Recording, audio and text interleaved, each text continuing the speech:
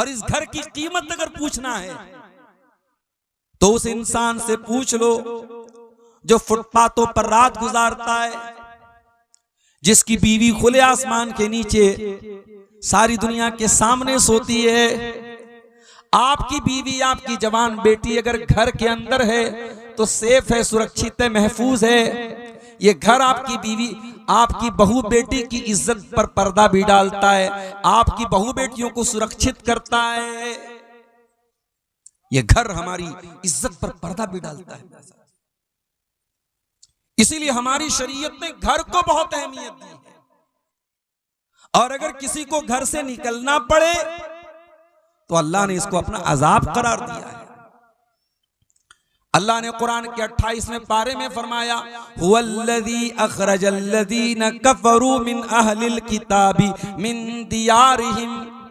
अल्लाह का अजाब आया था यहूदियों के ऊपर, जब यहूदियों का एक कबीला बनु नज़ीर नाम का कबीला था, उसने मुसलमानों के साथ गद्दारी की और उनको जिला वतन कर दिया गया, उनके घरों से निकाल दिया गया। कुरान कहता है कि ये अल्लाह का अजाब था जो उन यहूदियों के ऊपर नाजिल हुआ।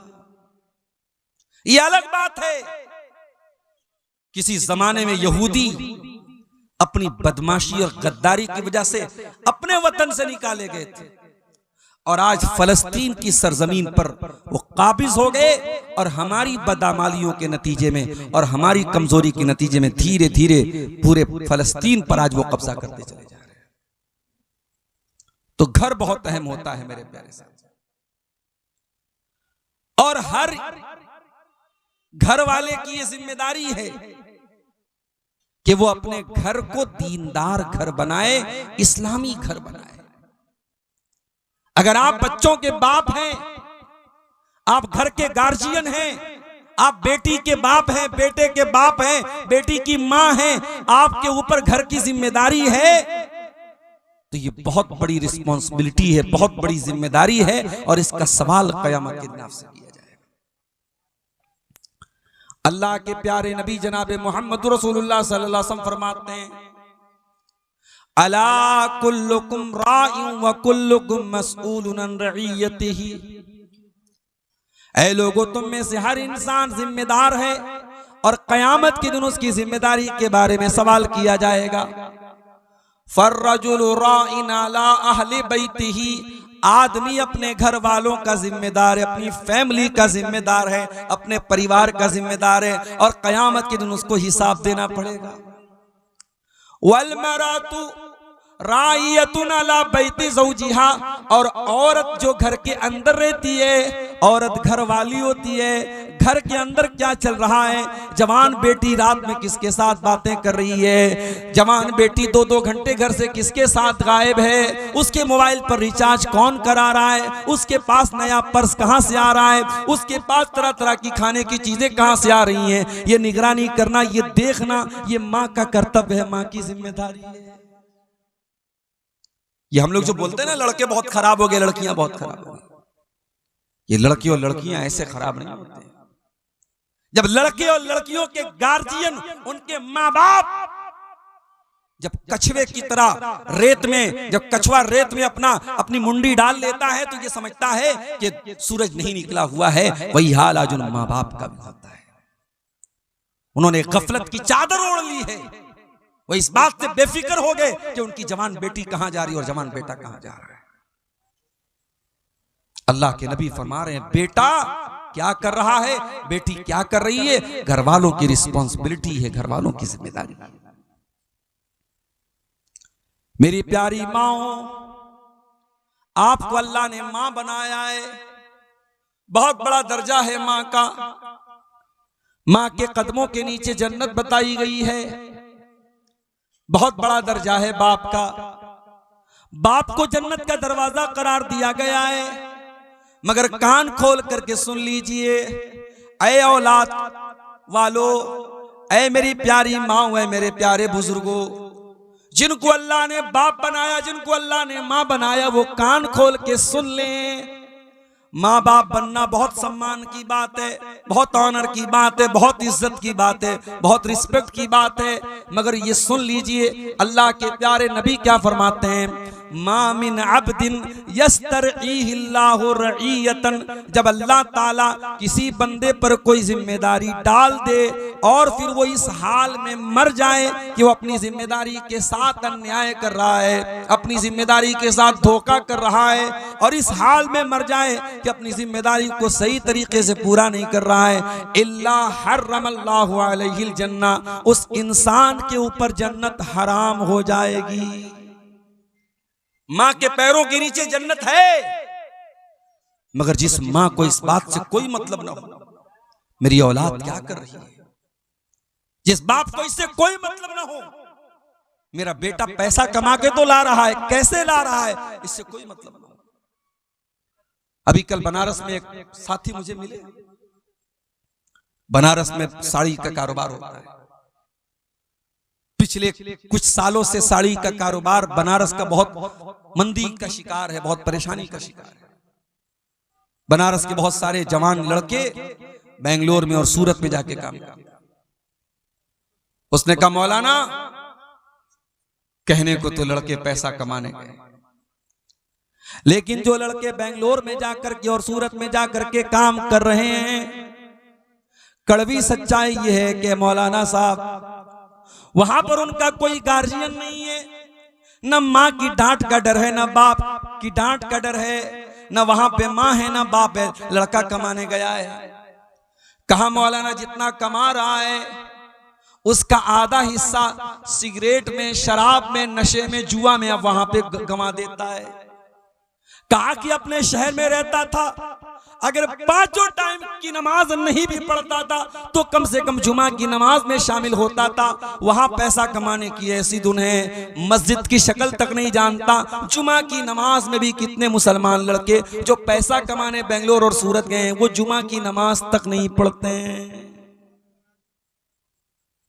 और आज मेरे एक दोस्त ने झारखंड से फोन किया, उन्होंने भी सेम यही बात बताई कि यहां झारखंड के बहुत सारे लड़के पूना में काम कर रहे हैं, वहां आसाम की जो राजधानी है गुवाहाटी, वहां पे काम कर रहे हैं, कलकत्ता में काम कर रहे हैं, उनका भी हाल यही है। बीड़ी, सिगरेट, नशा, नमाज से दूरी, अय्याशी, बदकारी, ये आज हमारे नौजवानों की पहचान बन चुकी है। मेरे प्यारे भाइयों, घर में बरकत आए तो कहां से आए, घर में सुकून आए तो कहां से आए। हाँ, पैसा तो आ रहा है, दौलत तो आ रही है, घर में अच्छा खाना तो बन रहा है, बच्चे अच्छा कपड़ा तो पहन रहे हैं, मकान तो आलीशान बन रहा है, लेकिन जब जिंदगी में नमाज नहीं, जब जिंदगी में अल्लाह का जिक्र नहीं, तो मेरे प्यारे भाइयों उस घर में बरकत कहां से आएगी, बरकत कहां से आएगी। हमारा घर आज मनहूस हो चुका है, माफ कीजिएगा मुझे, मेरे जुमले अगर कड़वे हो तो माफ कीजिएगा मुझे। हमने अपने घरों को मनहूस बना दिया। कोई जमाना था सुबह नींद खुलती थी, बूढ़ी माँ मुसल्ले पर बैठ के नमाज पढ़ा करती थी, कुरान पढ़ा करती थी। मुसलमान के घर की शुरुआत कुरान से हुआ करती थी, नमाज से हुआ करती थी। आज रात में बिस्तर पे जाने के टाइम भी इंस्टाग्राम के वीडियोस देखे जा रहे हैं, फेसबुक के वीडियोस देखे जा रहे हैं, सुबह उठ करके भी नाच गाना ही देखा जा रहा है, म्यूजिक से शुरुआत हो रही है, म्यूजिक से खात्मा हो रहा है। ये हमारे घरों का हाल है। और घर के गार्जियन का हाल ये, वो घर में टाइम देने को तैयार नहीं है। अपनी जॉब से आने के बाद, अपने काम से आने के बाद जो थोड़ा बहुत टाइम बच्चों के साथ गुजारने का मौका मिलता है, वो टाइम भी आज हम मोबाइल के साथ गुजार रहे हैं। बच्चों के हाथ में उनका अपना मोबाइल है, बाप के हाथ में अपना मोबाइल है, माँ के हाथ में अपना मोबाइल है। आज बच्चों को मोबाइल पाल रहा है, यूट्यूब पाल रहा है, आज बच्चों को माँ बाप नहीं पाल रहे हैं। अरबी का शायर कहता है, बड़ी सच्ची बात कहता है, लैसल यतीमु मन इंतहा अबवाहु मिन हम्मिल हयाती व खल्लफाहु जलीला। अरे यतीम वो नहीं है, अनाथ वो नहीं है जिसका बाप उसको छोड़ के चला गया हो, जिसकी माँ उसको छोड़ के चली गई हो। अरे अनाथ तो वो बच्चा है। अरबी का शायर कहता है, इन्नल यतीम हुवल्लज़ी तल्का लहू उम्मन तखल्लत व बम मशगूला। जिसकी माँ के पास अपने बच्चे के लिए फुर्सत ना हो, जिसके बाप के पास अपने बच्चों के लिए समय ना हो। समय निकालो मेरे प्यारे साथ। आइए अल्लाह के नबी की एक हदीस सुनाता हूं। ये हदीस याद कर लो, पूरी तकरीर का खुलासा इस हदीस के अंदर आज पेश कर रहा हूं। अल्लाह के प्यारे नबी फरमाते हैं, तूबा लिमन मलक लिसानहु व वसियहु बैतुहु व बका अला खतीअतिही। तीन चीजों पर जो अमल करेगा, तीन चीजों को जो अपना लेगा वो कामयाब हो जाएगा, वो जन्नत में जाएगा। कौन सी तीन चीजें?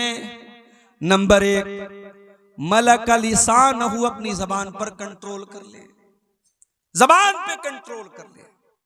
झूठ इसी जबान से, गाली गलोच इसी जबान से, गीबत इसी जबान से, चुगली इसी जुबान से, किसी की इज्जत पर हमला इसी जुबान से।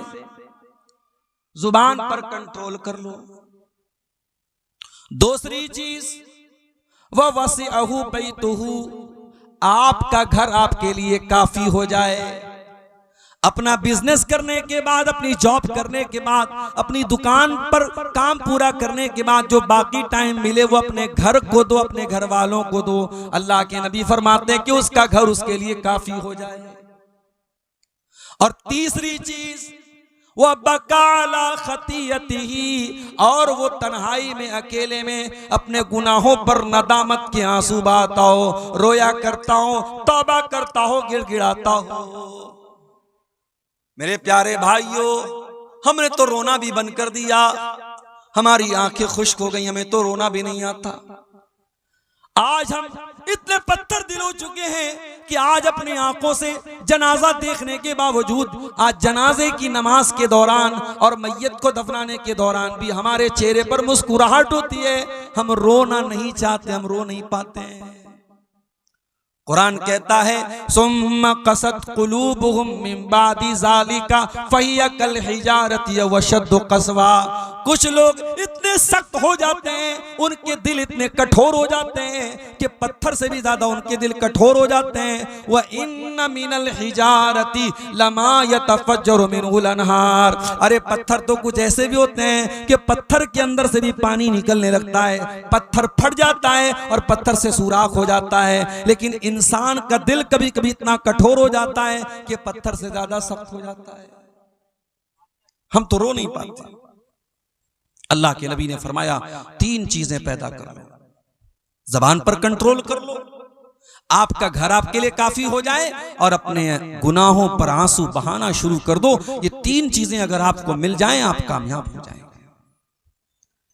मेरे प्यारे साथियों, मैं जानता हूं आप बहुत देर से तकरीरें सुन रहे हैं और बहुत अहम टॉपिक लेकर के मैं आपके सामने बैठा हूं। बहुत लंबी बात नहीं करूंगा, बड़ी टू द पॉइंट बातें आपके सामने रखूंगा। कुछ तरीके बताऊंगा, कुछ नुस्खे बताऊंगा, अपने घर को कैसे सुधारा जाए, अपने घर को कैसे संवारा जाए, अपने घर को इस्लामी घर कैसे बनाया जाए। इसी टॉपिक पर कुछ बातें आपके सामने रखूंगा। हम मकान बनाते हैं, मकान में सबसे जरूरी चीज होती है मकान की बुनियाद, फाउंडेशन। बेहतरीन बिल्डिंग खड़ी कर दें, लेकिन अगर बुनियाद कमजोर हो जाए तो आपका मकान कमजोर माना जाएगा और एक दिन धराशायी हो जाएगा, धड़ाम से गिर जाएगा। अगर अपने घर को एक अच्छा घर बनाना चाहते हो तो जिस तरीके से मकान बनाने के टाइम ये देखते हो कि बुनियाद कैसी है, वैसे ही मकान बनाने के टाइम ये भी देखो ये मकान हम हराम कमाई से बना रहे हैं या हलाल कमाई से बना रहे हैं, ये सूद और ब्याज के पैसे से बना रहे हैं, रिश्वत के पैसे से बना रहे हैं, या जायज कमाई से बना रहे हैं, किसी का हक मार के बना रहे हैं, या सही तरीके से बना रहे हैं। तुम देख लो कि उस मकान की बुनियाद में तुम क्या डाल रहे हो। कुरान कहता फमन अस्ससा बुनियानहु अला तक़वा मिनल्लाहि व रिज़वानिन खैरुन अम्मन अस्ससा बुनियानहु अला शफ़ा जुरफिन हारिन फनहार बिही फी नारी जहन्नम। कुरान कहता है दो टाइप के घर होते हैं। एक घर वो है जो अल्लाह के तक़वा की बुनियाद पे खड़ा है, जिस घर का बनाने वाला ईमानदार है, सही है, नेक है, हलाल कमाई से घर बना रहा है। और दूसरा वो है जो हराम खोर है, जो ब्याज का पैसा लेके आया है, जो रिश्वत का पैसा लेके आया है, जो भाई का हक मार के आया है, जो बहन का हक मार के आया है। किसी जगह एक लाइन पड़ी, बड़ी अच्छी लाइन थी कि मामू जान हज करने जा रहे हैं, अपनी बहन का और अपने भांजों का हक मारने के बाद तीसरी मर्तबा मामू जान हज करने जा रहे हैं। यह समाज की बड़ी कड़वी हकीकत है। हमें से हर इंसान किसी का मामू होगा, किसी बहन का भाई होगा। हमारी दीनदारी सिर्फ दाढ़ी पर है, हमारी दीनदारी सिर्फ माथे पर सजदे के निशान पर है। हम बड़े दीनदार बन गए, पांचों टाइम के नमाजी बन गए। याद रखो मेरे भाइयों, ये जो मीरास में जिसका जितना हिस्सा है, बेटे का इतना है, बेटी का इतना है, माँ का इतना है, बाप का इतना है, भाई का इतना है, बहन का इतना है, ये किसी मुफ्ती का फतवे से नहीं बना है। ये अब्दुल गफ्फार सलफी साहब ने, ये तौहीद आलम साहब ने, या कोई फला आलिम साहब ने अपने घर से ये मसला नहीं बनाया है। ये कुरान की आयतें हैं, अल्लाह का बनाया हुआ कानून। और अल्लाह ने कुरान में जब मीरास का मसला बयान किया तो क्या फरमाया? वतिल्का हुदूदुल्लाह। मेरे बंदो, हम जो मीरास का कानून बता रहे हैं ये अल्लाह की बनाई हुई बॉर्डर है। जिस तरीके से इंडिया और बांग्लादेश की बॉर्डर पर आप देख लीजिए, बीएसएफ के सिपाही तैनात रहते हैं, जो ये देखते रहते हैं कि कोई बांग्लादेशी इंडिया में ना जाए, और बांग्लादेश के फौजी ये देखते हैं कि कोई इंडिया का आदमी बांग्लादेश में इनवैलिड तरीके से ना जा सके। कुरान क्या कह रहा है? वतिल्का हुदूदुल्लाह। हमने जो ये कानून बनाया है ये हमारी बनाई हुई बॉर्डर है, ये हमारा बनाया हुआ कानून है, ये हमारी बनाई हुई लिमिट्स है। जो इनको क्रॉस करेगा वो बर्बाद हो जाएगा, वो जहन्नम की आग में जलेगा। मकान आप बना रहे हैं, लेकिन पैसा कहां से लाया? आप इमारत की बुनियाद क्या रख रहे हैं? बेईमानी पर तो नहीं है, चोरी पर तो नहीं है, और सूदखोरी पर तो नहीं है, रिश्वत पर तो नहीं है। बुनियाद किस चीज पर है?